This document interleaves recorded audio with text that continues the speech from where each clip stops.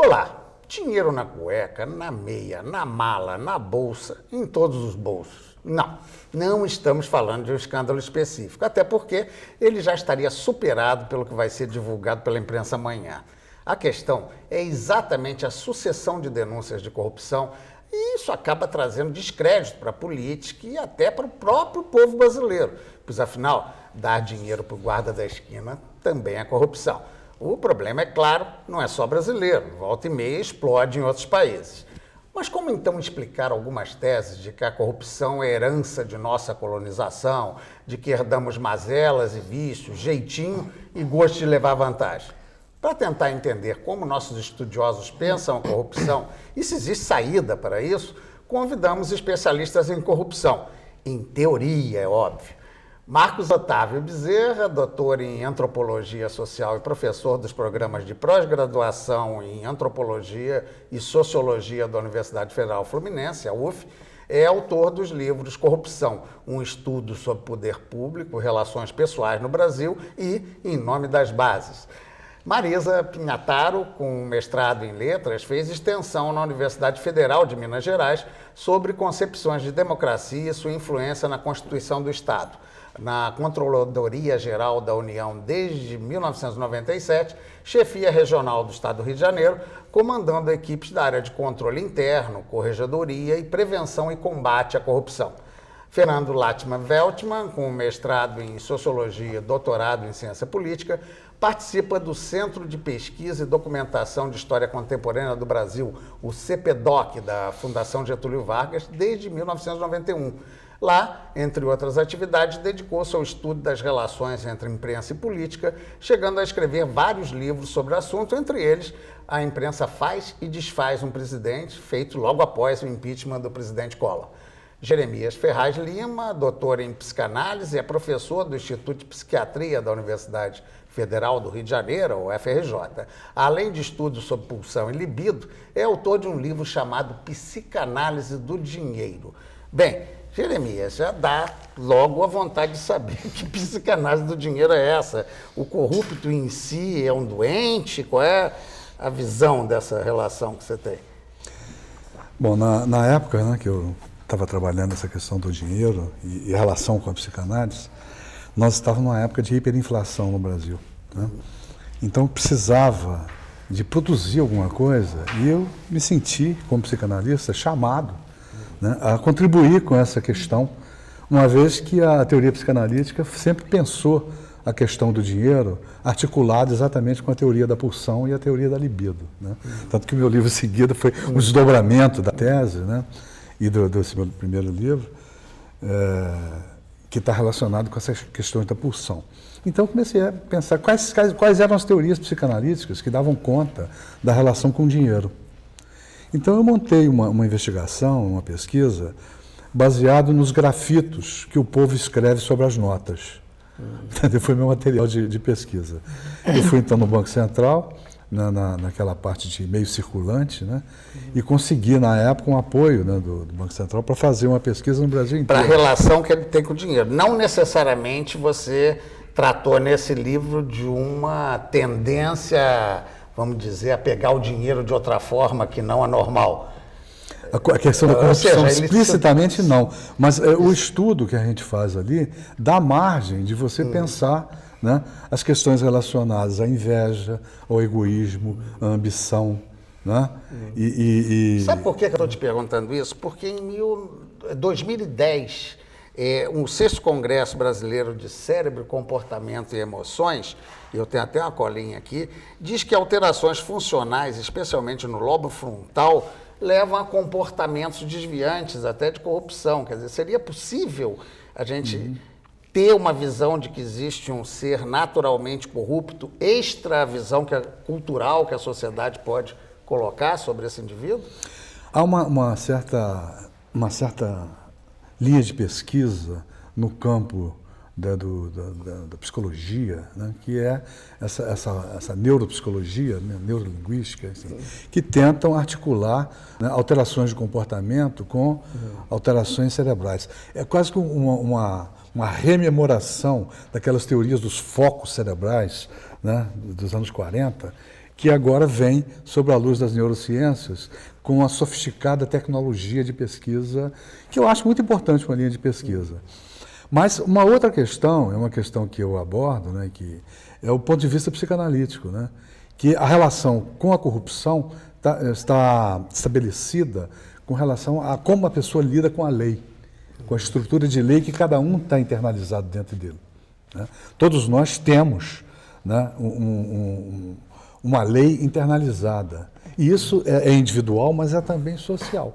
Quer dizer, no caso, a repressão... Bem, deixa eu então passar aqui para o Marcos, nessa visão já das teorias que existem sobre isso. Quer dizer, é ou não é, do ponto de vista da ciência política, da antropologia, uma forma de desvio? Como é que se analisa a questão da corrupção do ponto de vista de vocês? Né? Quais são as teorias? Olha, André, eu não sei se seria capaz de fazer um resumo geral do conjunto das no teorias conjunto do programa a gente vai levando. Que existem a respeito dessa temática, né? Quer dizer, inclusive as teorias sobre a questão da corrupção nos últimos tempos, ela vem passando por um conjunto de mudanças e nós, inclusive, em algum momento já conversávamos, em determinado momento se acreditava que a corrupção ela estava muito fundada na questão dos desvios individuais, desvios éticos, né? E, inclusive, aproveito, né, a observação de Jeremias para lembrar que essa talvez seja uma das, do ponto de vista digamos assim, do senso comum, inclusive da discussão da imprensa, talvez esse seja um foco, digamos assim, que receba mais atenção. Né? É muito comum nas discussões nós observarmos que a questão da corrupção ela é lida, né, é interpretada de modo mais frequente como uma espécie de desvio ético. Então, nesse sentido, a questão da corrupção acaba virando quase que uma questão simplesmente de um comportamento amoral. Né? São pessoas que não receberam uma formação, ou não receberam, ou não estão, ou diante de uma oportunidade, acabaram se comportando de uma maneira inadequada, e aí a corrupção passa a ser uma questão de um sujeito ou de uma pessoa, ou passa a ser uma questão que, digamos assim, basta você substituir a pessoa que está ocupando aquela função para que se resolva a questão da corrupção.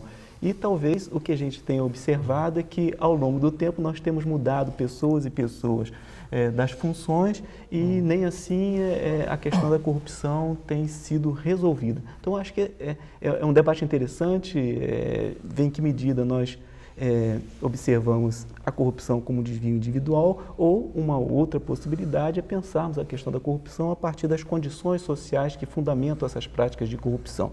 E aí nós vamos para tentar olhar um pouco mais cuidadosamente o conjunto, né, digamos assim, o funcionamento das nossas instituições, por exemplo, o Estado, a política, né, e se perguntar um pouco em que medida uma certa forma de estruturação da vida administrativa, do Estado, tem contribuído mais ou menos para a questão da corrupção. Já que você citou o Estado, antes de eu passar para o Fernando, que estava ali já concordando com os aspectos, e certamente, do ponto de vista daquela abordagem, é o que a imprensa deixa passar muito isso, basta trocar o elemento, né, uma questão moralista quase.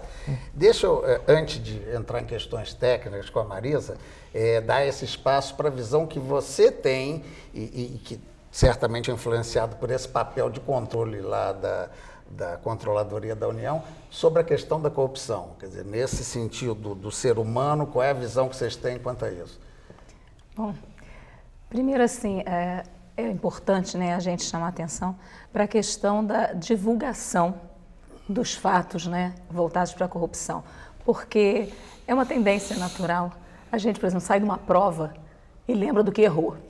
As coisas ruins ficam muito mais em evidência e nos chamam muito mais atenção do que as coisas positivas, né?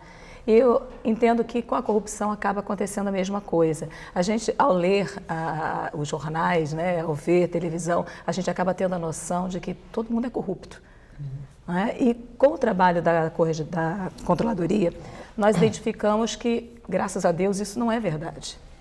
Embora a gente saiba de todos os problemas existentes, ainda existe muita gente honesta e disposta a fazer as coisas de forma correta. E muitas vezes a gente vê que os erros acontecem muito mais por desinformação, por falta de capacitação do que por uma tendência natural, essa coisa, né, de que estaria dentro do povo brasileiro ser corrupto.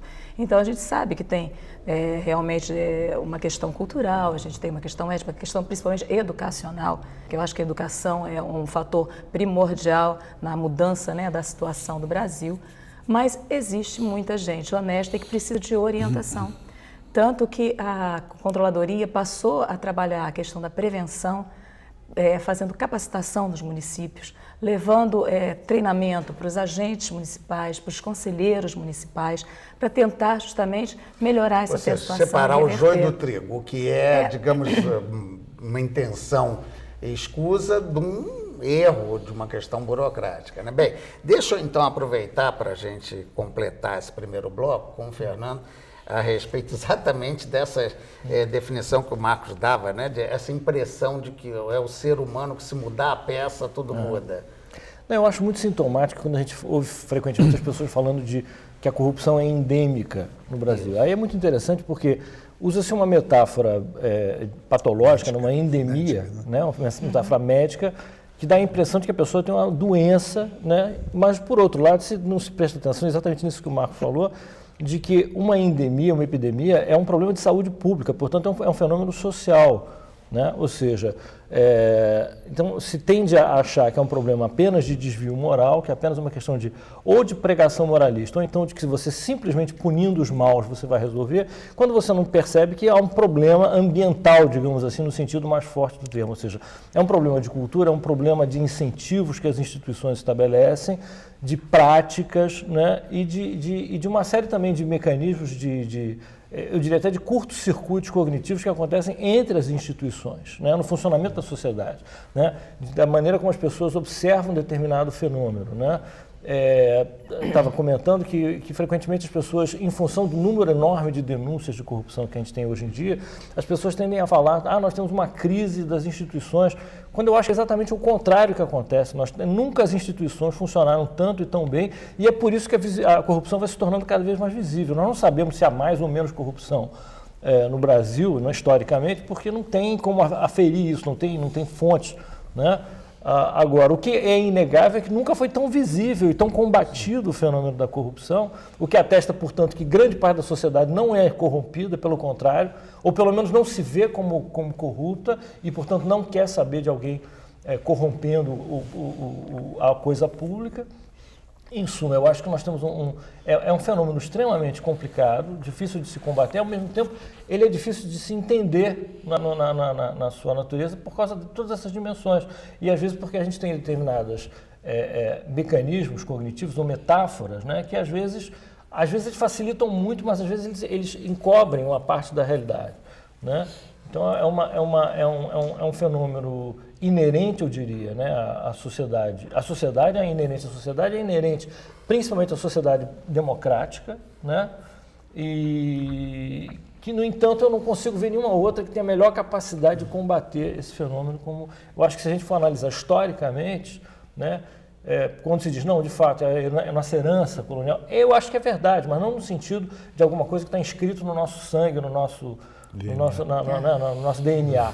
É uma coisa que vem de problemas históricos da nossa sociedade.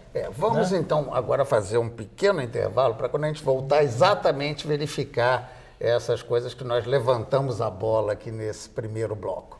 Um instantinho só que a gente volta já já.